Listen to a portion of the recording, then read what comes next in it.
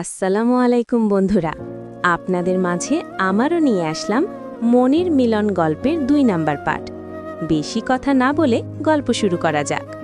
ফাল্গুনী কথা শেষ করে সামনের দিকে ঘুরে দাঁড়িয়ে রইল অন্যমনস্ক হয়ে। সোহাগ ফাল্গুনীর খাওয়া পাইপ দিয়েই অনায়াসে বাকি জলটুকু খেয়ে নিল। ফাল্গুনীর সে খেয়াল নেই, সেই মজে আছে অন্য চিন্তায়। ফেরি তো প্রায় পারে চলে এলো। এবার তো আবার সেই বাঘের সাথে বাঘের গুহায় ঢুকে হরিণের মতো বসে থাকতে হবে। না জানি কখন হামলা করে বসে। ফাল্গুনী মনে মনে পণ করে নিল বাসে ওঠে আর ঘুমন্ত বাঘকে কোনোভাবে জাগতে দেবে না। যতই বাঘ গর্জে উঠুক সে একেবারে নিশ্চুপ হয়ে বসে রবে। তারপর আবার ভাবে, এখন তো এত ভয় হচ্ছে জাগ্রতকে নিয়ে, তাই তার সাথে কথা না বাড়ানোর চিন্তা আসছে মাথায়।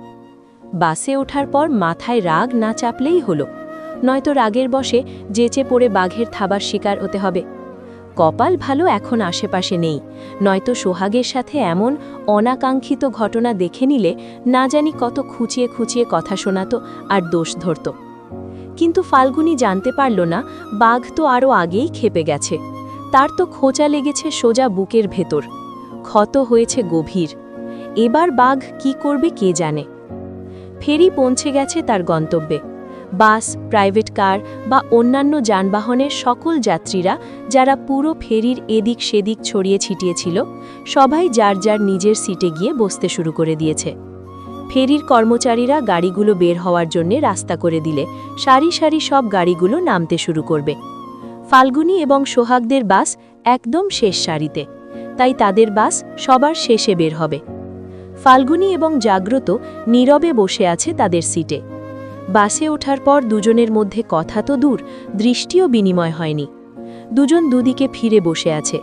তবে এবার জাগ্রত জানালার পাশে বসেনি, সে আগে থেকেই সামনের সিটে এসে বসেছিল। ফাল্গুনী বাসে উঠলে সে দাঁড়িয়ে গিয়ে ফাল্গুনীকে ভেতরে বসার সুযোগ করে দিয়েছে। তবুও মুখে কোনো কথা বলেনি। ফাল্গুনীও নিশ্চিন্তে আছে জাগ্রতকে নিশ্চুপ দেখে। হঠাৎ তড়িঘড়ি করে সোহাগ এসে দাঁড়ালো ফাল্গুনীর জানালার কাছে। সোহাগকে এমন সময় দেখতে পেয়ে ফাল্গুনী ভীষণ চমকে ওঠে। জাগ্রত অতিমাত্রায় আশ্চর্য হয় সোহাগকে এভাবে শেষ মুহূর্তে এখানে দেখে। বুঝতে পারে এ ছেলে সহজে পিছু ছাড়বে না। সোহাগ হুড়মুড় করে বলে ওঠে, ফাল্গুনী, ঝটপট ব্যাগ নিয়ে নেমে পড়তে। আমার 2 সিট সামনে, একটি সিট খালি আছে। আমার পাশে বসা আঙ্কেলকে বলে ওখানে পাঠিয়ে দেব। তুমি বাকি পথ আমার সাথে করেই যেতে পারবে। জলদি করো, গাড়িগুলো বেরিয়ে যেতে শুরু করবে এখন। আরে আপনি পাগল হয়ে গেছেন সোহাগ, বাস ছেড়ে দেবে এখন। আপনি নিজের বাসে গিয়ে বসুন যান, নয়তো বাস মিস করবেন। এত রাতে এমন বিপদ ডেকে আনবেন না। আপনার কাছে হাত জোড় করে রিকোয়েস্ট করছি আমি, প্লিজ। সোহাগ মন খারাপ করে দৌড়ে চলে যায় নিজের বাসে। বড্ড সম্মানে লেগেছে তার। মনে মনে পণ করল ফিরে যাওয়ার পর কোনো কথা বলবে না ফাল্গুনীর সাথে। মেয়েটা চাইলেই চলে আসতে পারত, কিন্তু ইচ্ছে করেই এলো না। তারপর ভাবল, পাশে বসা লোকটা কি ফাল্গুনীর চেনা কেউ? হাবভাবে তেমনই মনে হচ্ছিল। তখন ফাল্গুনীর সাথে কথা বলার সময় কেমন করে এগিয়ে আসছিল তাদের দিকে। দৃষ্টি স্বাভাবিক ছিল না, কিছু একটা ছিল যেন সেই দৃষ্টিতে। এদিকে ফাল্গুনী ভেতর থেকে বড্ড ভয়ে আড়ষ্ট হয়ে আছে। জাগ্রত কিছু করবে বা বলবে, সেই ভয়ে ভেতরটা খেয়ে যাচ্ছে। না জানি কি প্রতিক্রিয়া দেখাবে মানুষটা। ভেতরের বিচ্ছিন্ন অবস্থা বাহ্যিক আচরণে স্পষ্ট রূপ না দেওয়ার অসীম প্রয়াস করে যাচ্ছে। তাই জানালার দিকে সম্পূর্ণ ফিরে বসে আছে আর ভাবছে হাজারো ভাবনা। অচেনা বাইরের পরপুরুষ কথাটা তার মনের গহীনে ঝড় তুলেছে। সেই 4 বছর আগের পুরনো ঝড়। পুরনো ক্ষত তাজা হয়ে অসহ্য যন্ত্রণা হতে শুরু করেছে। বারবার নিজেই নিজেকে বোঝাচ্ছে তাদের সম্পর্কটা তো শুরু হওয়ার আগেই শেষ হয়ে গেছিল। এখন আর একে অপরের উপর কোনো অধিকার নেই। তাই সে কি বলবে বা কি করবে সেই ভয় পাওয়ারও নিমিত্ত কোনো কারণ নেই। তবু বুকের ভেতর যেন কালবৈশাখী ঝড়ের কোনো থামাথামি নেই। মহাতাণ্ডবে লুটিয়ে পড়ছে বুকের পাঁজর। পরমুহূর্তেই আবার মনকে জিজ্ঞেস করছে, আচ্ছা, মানুষটা এভাবে চুপ করে কেন ছিল? এখনও চুপ করে আছে। এত কিছুর পরেও যে কিছুই বলল না, তার কি একটুও খারাপ লাগেনি কথাটা শুনে? সে প্রতিবাদ কেন করল না?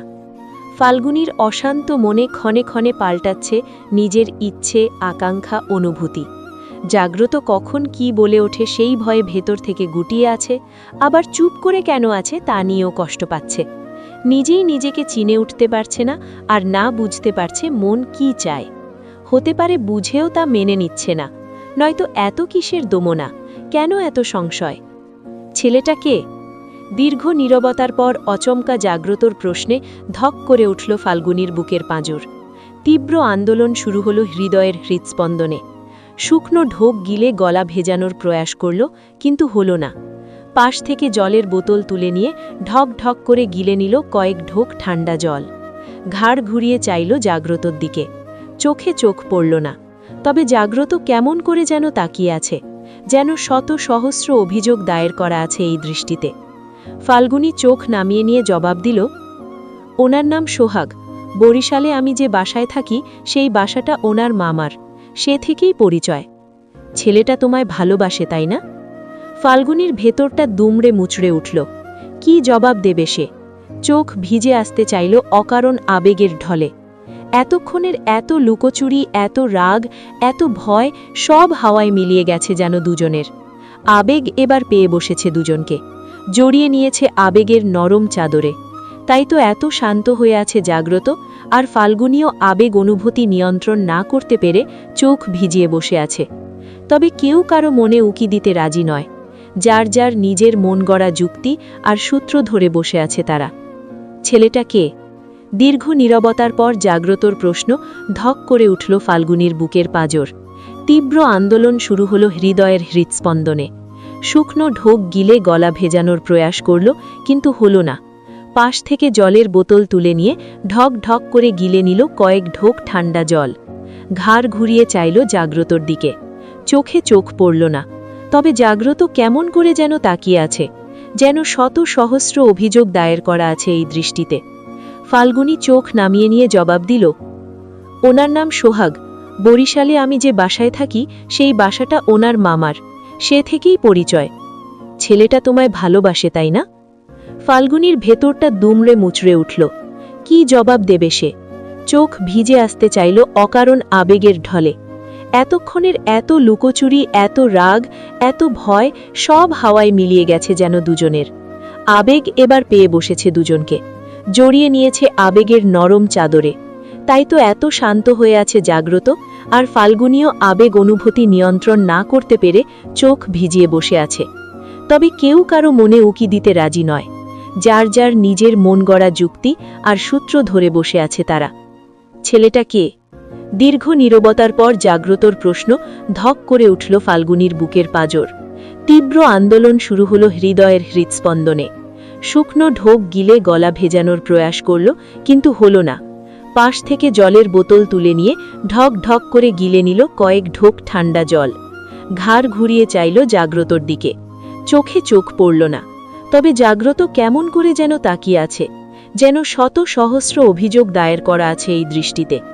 ফাল্গুনী চোখ নামিয়ে নিয়ে জবাব দিল, ওনার নাম সোহাগ। বরিশালে আমি যে বাসায় থাকি সেই বাসাটা ওনার মামার, সে থেকেই পরিচয়। ছেলেটা তোমায় ভালোবাসে, তাই না? ফাল্গুনীর ভেতরটা দুমড়ে মুচড়ে উঠল। কি জবাব দেবে সে? চোখ ভিজে আসতে চাইল অকারণ আবেগের ঢলে। এতক্ষণের এত লুকোচুরি, এত রাগ, এত ভয় সব হাওয়ায় মিলিয়ে গেছে যেন দুজনের। আবেগ এবার পেয়ে বসেছে দুজনকে, জড়িয়ে নিয়েছে আবেগের নরম চাদরে। তাই তো এত শান্ত হয়ে আছে জাগ্রত, আর ফাল্গুনীও আবেগ অনুভূতি নিয়ন্ত্রণ না করতে পেরে চোখ ভিজিয়ে বসে আছে। তবে কেউ কারো মনে উকি দিতে রাজি নয়। যার যার নিজের মন গড়া যুক্তি আর সূত্র ধরে বসে আছে তারা। ছেলেটা কে? দীর্ঘ নীরবতার পর জাগ্রতর প্রশ্ন ধক করে উঠল ফাল্গুনীর বুকের পাঁজর। তীব্র আন্দোলন শুরু হলো হৃদয়ের হৃৎস্পন্দনে। শুকনো ঢোক গিলে গলা ভেজানোর প্রয়াস করল, কিন্তু হল না। পাশ থেকে জলের বোতল তুলে নিয়ে ঢক ঢক করে গিলে নিল কয়েক ঢোক ঠান্ডা জল। ঘাড় ঘুরিয়ে চাইল জাগ্রতর দিকে। চোখে চোখ পড়ল না, তবে জাগ্রত কেমন করে যেন তাকিয়ে আছে, যেন শত সহস্র অভিযোগ দায়ের করা আছে এই দৃষ্টিতে। ফাল্গুনী চোখ নামিয়ে নিয়ে জবাব দিল, ওনার নাম সোহাগ। বরিশালে আমি যে বাসায় থাকি সেই বাসাটা ওনার মামার, সে থেকেই পরিচয়। ছেলেটা তোমায় ভালোবাসে, তাই না? ফাল্গুনীর ভেতরটা দুমড়ে মুচড়ে উঠল। কি জবাব দেবে সে? চোখ ভিজে আসতে চাইল অকারণ আবেগের ঢলে। এতক্ষণের এত লুকোচুরি, এত রাগ, এত ভয় সব হাওয়ায় মিলিয়ে গেছে যেন দুজনের। আবেগ এবার পেয়ে বসেছে দুজনকে, জড়িয়ে নিয়েছে আবেগের নরম চাদরে। তাই তো এত শান্ত হয়ে আছে জাগ্রত, আর ফাল্গুনীও আবেগ অনুভূতি নিয়ন্ত্রণ না করতে পেরে চোখ ভিজিয়ে বসে আছে। তবে কেউ কারো মনে উকি দিতে রাজি নয়। যার যার নিজের মন গড়া যুক্তি আর সূত্র ধরে বসে আছে তারা। ছেলেটা কে? দীর্ঘ নীরবতার পর জাগ্রতর প্রশ্ন ধক করে উঠল ফাল্গুনীর বুকের পাঁজর। তীব্র আন্দোলন শুরু হলো হৃদয়ের হৃৎস্পন্দনে। শুকনো ঢোক গিলে গলা ভেজানোর প্রয়াস করল, কিন্তু হল না। পাশ থেকে জলের বোতল তুলে নিয়ে ঢক ঢক করে গিলে নিল কয়েক ঢোক ঠান্ডা জল।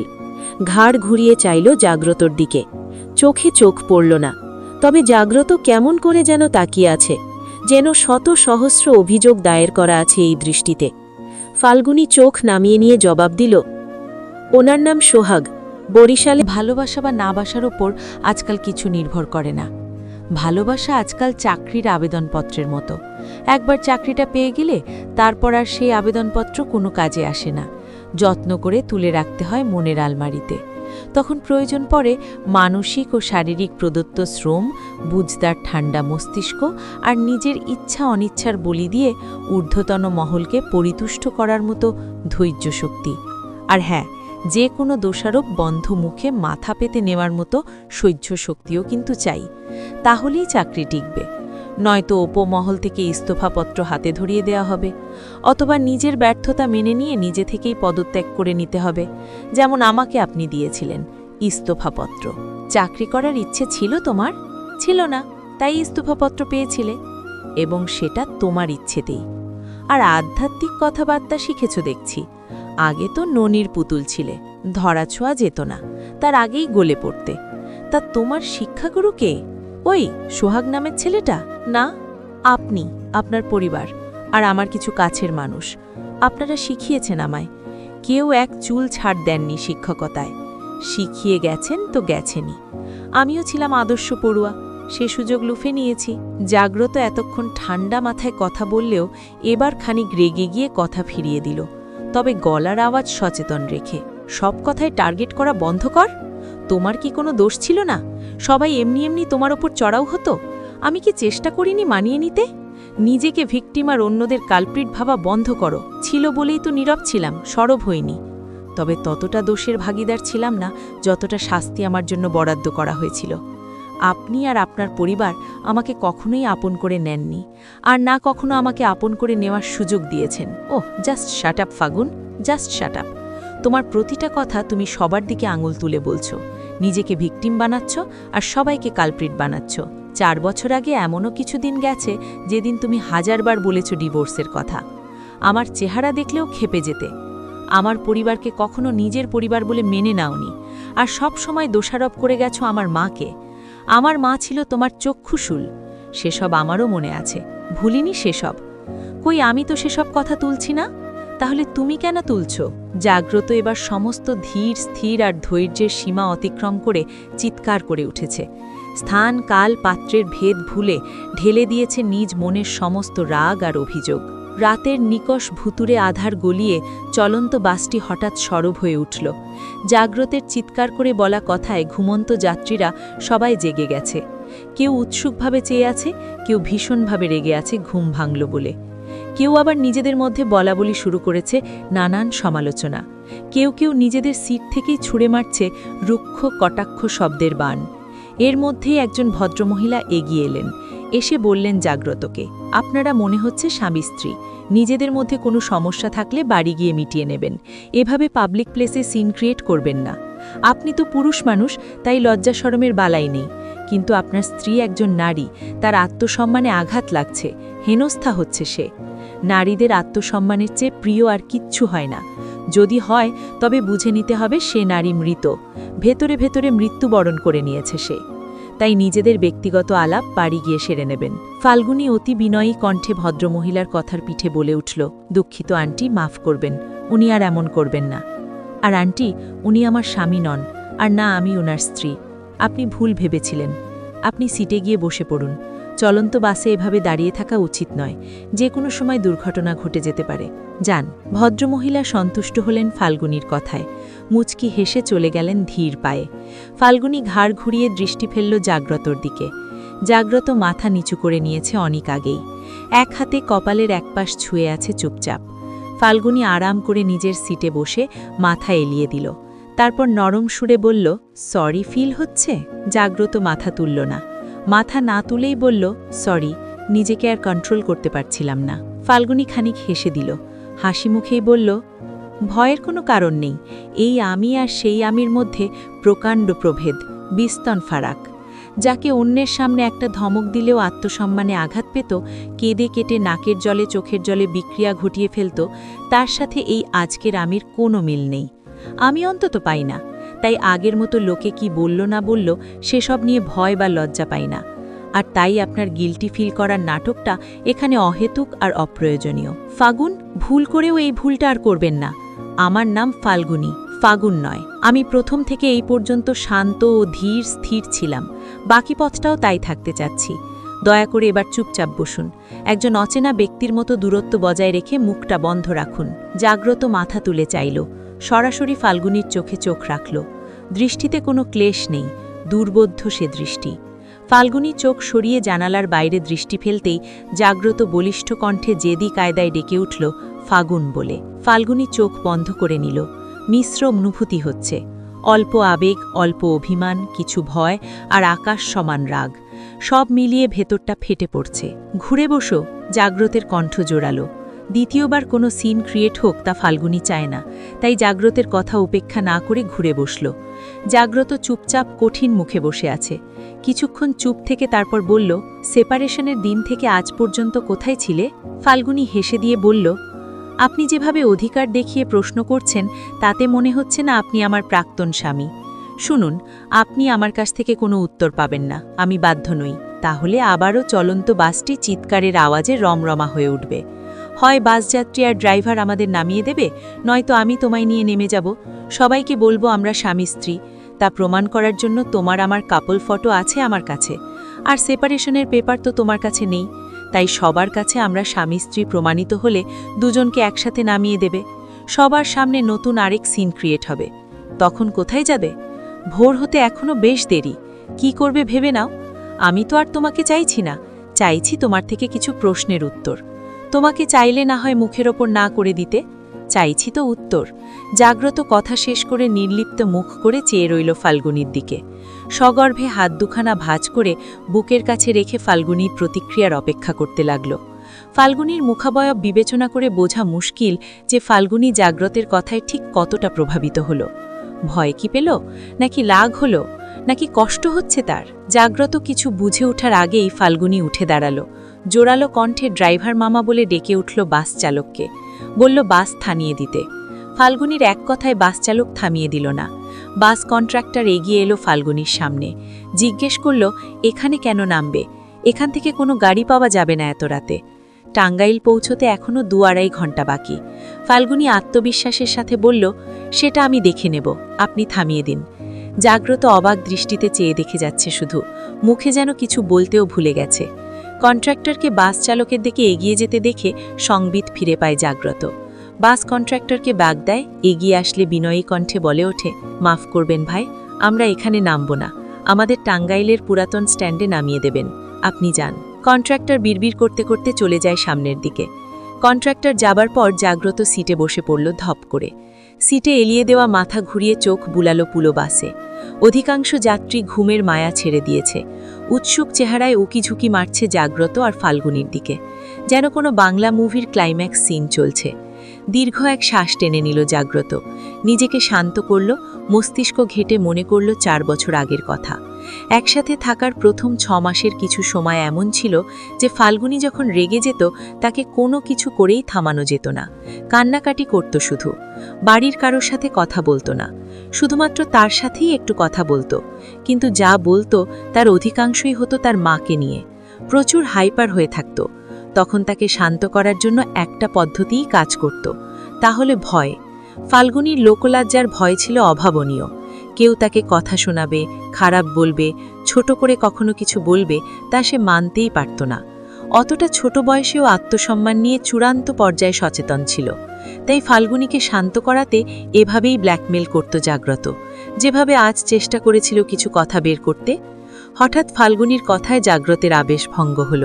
ফাল্গুনী বলল, আর কত নাটক করবেন বলুন? মিথ্যে বা আর কত বলবেন? অনেক তো হলো, এবার হাল ছেড়ে দিন। একটু পরেই বাস খালি হতে শুরু করবে, তখন সিট বদলে নেব আমি। আপাতত কিছু সময় একটু চুপ থাকুন। কি মিথ্যে বলেছি আমি? আর কি নাটকই বা করলাম? করেননি বলছেন? প্লিজ ফাল্গুনী, এত হেয়ালি আমি নিতে পারছি না, স্পষ্ট করে বলো প্লিজ। বলবেন বলছেন? ফাল্গুনী জাগ্রত মাথা চেপে চিৎকার করে উঠল ফের। অত্যাধিক অধৈর্য হয়ে বলল, প্লিজ আমার ধৈর্যের পরীক্ষা নিও না, আমি নিজেকে নিয়ন্ত্রণ করতে পারছি না। আর এটাও বুঝতে পারছি না তুমি কি করে এতটা শান্ত আছো। প্রথমে তাও মনে হচ্ছিল তুমি আমায় দেখে চমকেছ, অস্বস্তিকর শিকার হচ্ছ, হয়তো কিছুটা ভয়ও পেয়েছ, কিন্তু তারপরেই আমার বদলে যাচ্ছ। তোমাকে আমার অচেনা লাগছে, বড্ড অচেনা। 4 বছরে একটা মানুষের এতটা বদল কি সত্যিই অভাবনীয় নয়?